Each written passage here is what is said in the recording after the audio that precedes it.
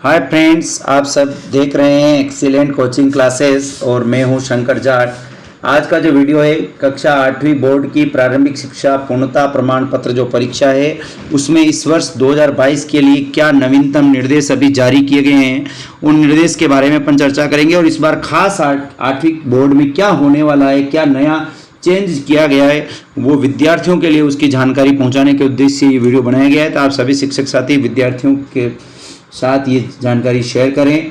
और अभी तक अगर आपने हमारा चैनल सब्सक्राइब नहीं किया है तो हमारे चैनल को सब्सक्राइब जरूर करें और बेल आइकन को जरूर दबाएं ताकि हमारे आने वाले वीडियो का नोटिफिकेशन आपको सबसे पहले मिले। तो हाँ मित्रों, शुरू करते हैं। अभी हाल ही में जो निर्देश जारी किए गए हैं उसमें कक्षा 8 के लिए प्रारंभिक शिक्षा पूर्णता प्रमाण पत्र परीक्षा के लिए कुछ विशेष निर्देश जारी किए गए हैं, उनके बारे में अपन चर्चा कर लेते हैं। जो खास निर्देश है वो अपन ने लिए हैं। तो सबसे पहला निर्देश कि शाला दर्पण पर एग्जाम एक्टिविटी पर उपलब्ध नामांक सूची से छात्रों की समस्त प्रविष्टियों की जांच करना। यानी शाला दर्पण पर एग्जाम एक्टिविटी जो मॉड्यूल है उसमें आपको विद्यार्थियों की नामांक सूची उपलब्ध करवा दी गई है, तो वहां से छात्रों की समस्त प्रविष्टियों की जांच करना। तो शाला दर्पण पर एग्जाम एक्टिविटी पर आपकी विद्यालय के जो भी विद्यार्थी कक्षा 8 की परीक्षा दे रहे हैं उनकी नामांक सूची से छात्रों की समस्त प्रविष्टियों की जांच करनी है कि उनकी सभी प्रविष्टियां सही है या नहीं है। और ये जो काम आपको 10 अप्रैल 2022 तक पूरा करना है, यानी 10 तारीख तक इस कार्य को पूरा करना है। यदि कोई विसंगति है तो स्कूल लॉगिन से सही करना। यानी छात्र की प्रविष्टियों में यदि कोई विसंगति है, यदि कोई गलती है तो उसको आपको स्कूल लॉगिन से सही करना है। और इसको सही करने की जो तारीख है वो 10 अप्रैल 2022 है। अब मान लो छात्र की किसी एंट्री में किसी प्रविष्टि में संशोधन आपको करना है तो उसके लिए आपको 3 तरह के संशोधन आप कर सकते हैं। अगर आपको विद्यार्थी के विवरण में संशोधन करना है तो इसके लिए आपको प्रपत्र 5 का उपयोग करना है। अगर उसकी तृतीय भाषा में संशोधन करना है तो आपको प्रपत्र 7A का उपयोग करना है। ये दोनों प्रपत्र शाला दर्पण के माध्यम से यूज में लिए जाएंगे। लेकिन अगर कोई प्राइवेट स्कूल है तो प्राइवेट स्कूल में ये जो संशोधन होगा सशुल्क किया जाएगा और उसको PSP पोर्टल के माध्यम से विद्यार्थी डाटा एंट्री में सशुल्क संशोधन किया जा सकेगा। तो ये था अपना 8वीं बोर्ड प्रारंभिक शिक्षा पूर्णता प्रमाण पत्र परीक्षा के लिए पहला निर्देश। अब देख लेते हैं दूसरा निर्देश। प्रारंभिक शिक्षा पूर्णता प्रमाण पत्र परीक्षा के लिए दूसरा महत्वपूर्ण निर्देश है कि संस्था प्रधान द्वारा प्रवेश पत्र डाउनलोड कर छात्रों को प्रमाणित करके उपलब्ध कराना। यानी संस्था प्रधान अपने विद्यालय के कक्षा 8 के जितने भी विद्यार्थी हैं उनका प्रवेश पत्र डाउनलोड कर लें और उनको प्रमाणित करके विद्यार्थियों को उपलब्ध करवाएं। यदि फोटो स्कैन नहीं है, मान लो प्रवेश पत्र पर फोटो स्कैन नहीं है, तो नवीनतम फोटो चिपका कर प्रमाणित करना। तो आपको उस विद्यार्थी का नवीनतम फोटो चिपका कर उसको प्रमाणित करना है।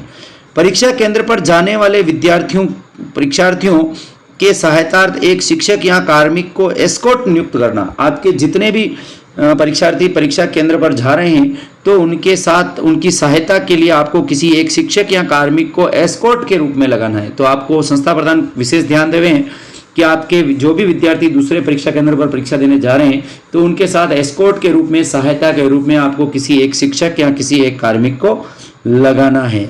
तो ये अपना दूसरा महत्वपूर्ण निर्देश है। आगे देख लेते हैं तीसरा निर्देश।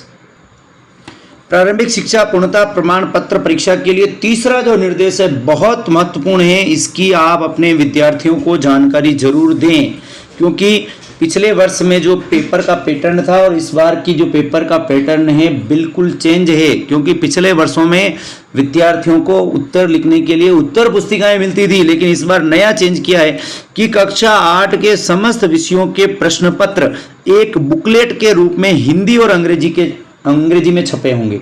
तो कक्षा 8 के समस्त विषयों के पेपर जो होंगे, प्रश्न पत्र होंगे, एक बुकलेट के रूप में होंगे, छोटी बुकलेट के रूप में, और वो हिंदी और अंग्रेजी दोनों भाषा में छपे होंगे, भाषा विषयों को छोड़कर। तो कक्षा 8 के समस्त विषयों के प्रश्न पत्र एक बुकलेट के रूप में होंगे जो हिंदी और अंग्रेजी दोनों भाषाओं में छपे हुए होंगे। बुकलेट में प्रश्न के साथ उपलब्ध खाली स्थान पर ही विद्यार्थी को उत्तर लिखना है। ये नई चीज है, आप विद्यार्थियों को बता दें कि बुकलेट में प्रश्न के साथ, खास बात आपको ध्यान रखनी है कि बुकलेट में प्रश्न के साथ उपलब्ध खाली स्थान पर ही बुकलेट में प्रश्न के साथ उपलब्ध खाली स्थान पर ही विद्यार्थी को उत्तर लिखना है। यानी इस बार जो है आपको पेपर में ही खाली जगह उपलब्ध करवाई गई है, तो विद्यार्थियों को उसी प्रश्न पत्र में संबंधित प्रश्न का उत्तर जहां खाली जगह दे रखी है वहां लिखना है। ये आपको परीक्षार्थियों को समझाना है। परीक्षार्थी को अलग से उत्तर पुस्तिका नहीं दी जाएगी। इस पर स्पष्ट निर्देश है कि 8वीं बोर्ड के जो भी परीक्षार्थी हैं उनको अलग से कोई उत्तर पुस्तिका नहीं दी जाएगी। ये बहुत महत्वपूर्ण सूचना, महत्वपूर्ण निर्देश परीक्षार्थियों के लिए है। सभी शिक्षक साथी इसको अपने परीक्षार्थियों के साथ, कक्षा 8वीं बोर्ड के विद्यार्थियों के साथ शेयर करें। बुकलेट पर निर्धारित स्थान पर नामांक एवं अंकों एवं शब्दों में लिखना। तो बुकलेट पर जो भी निर्धारित स्थान है वहां आपको अपने नामांक, रोल नंबर परीक्षार्थियों को अंकों में और शब्दों में लिखना है। तो यहाँ में हम ये देखते हैं कि जो बुकलेट में प्रश्न आएंगे वो किस प्रकार आएंगे, अपन समझ लेते हैं। तो ये जैसे एक एग्जांपल लिया मैंने कि मान लो अंग्रेजी का कोई क्वेश्चन है, तो अंग्रेजी का जो क्वेश्चन है वो इस प्रकार आया है। क्वेश्चन नंबर 1 है कि write an application to your headmaster for 3 days leave, you are ill. तो ये क्वेश्चन है और इस क्वेश्चन के बाद ये आपके लाइनें छोड़ दी है और यहीं आपको उत्तर लिखना है।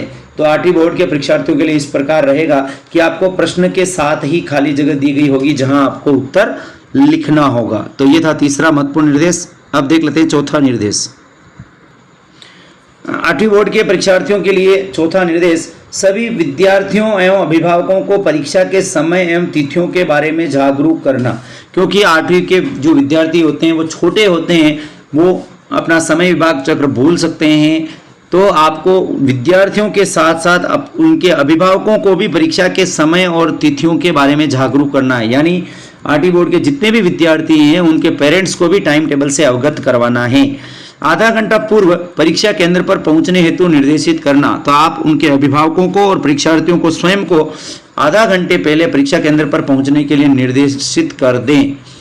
सभी पंजीकृत विद्यार्थियों के सत्रांक 20/4/2022 तक विद्यालय लॉगिन से अपलोड करना। जितने भी पंजीकृत विद्यार्थी हैं उनके सेशनल सत्रांक 20 अप्रैल 2022 तक विद्यालय लॉगिन से आपको अपलोड करने हैं। तो ये आपका लिए महत्वपूर्ण निर्देश है कि 20 अप्रैल तक आपको सत्रांक अपलोड करने हैं विद्यालय लॉगिन से सभी पंजीकृत विद्यार्थियों के।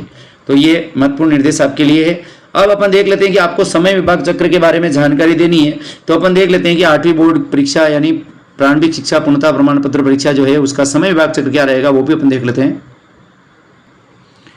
प्रारंभिक शिक्षा पूर्णता प्रमाण पत्र परीक्षा 2022 कक्षा 8 यानी प्रारंभिक शिक्षा पूर्णता प्रमाण पत्र परीक्षा 2022, इसका दूसरा नाम कक्षा 8 की परीक्षा है। और इसका जो समय विभाग चक्र है वो इस प्रकार रहेगा। सबसे पहले परीक्षा का समय अभी जो आज की तारीख में जो निर्देश है उसके अनुसार 2 बजे से लगाकर 4:30 बजे तक आपके परीक्षा का समय रहेगा। इसकी परीक्षा में सबसे पहले 16 अप्रैल 2022 को गणित का परीक्षा होगी, 18 अप्रैल 2022 को अंग्रेजी की परीक्षा होगी, 20 अप्रैल 2022 को हिंदी की परीक्षा होगी, 22 अप्रैल 2022 को सामाजिक विज्ञान की परीक्षा होगी, 25 अप्रैल 2022 को विज्ञान की परीक्षा होगी और 27 अप्रैल 2022 को तृतीय भाषा जिसमें संस्कृत, उर्दू, गुजराती, सिंधी और पंजाबी, इसमें से जो भी तृतीय भाषा संबंधित विद्यार्थी की है उसकी परीक्षा होगी। तो ये आपका समय विभाग चक्र आपको ध्यान रखना है। 16 अप्रैल को गणित, 18 अप्रैल को अंग्रेजी, 20 अप्रैल को हिंदी, 22 अप्रैल को सामाजिक, 25 अप्रैल को विज्ञान, 27 अप्रैल को तृतीय भाषा जिसमें संस्कृत, उर्दू, गुजराती, सिंधी, पंजाबी आदि है। और परीक्षा का जो समय है वो 2 बजे से लगाकर 4:30 बजे तक रहेगा। तो ये 8वीं बोर्ड परीक्षा यानी प्रारंभिक शिक्षा पूर्णता प्रमाण पत्र परीक्षा के संबंध में जो महत्वपूर्ण निर्देश, महत्वपूर्ण बातें थी वो अपन ने देखी है।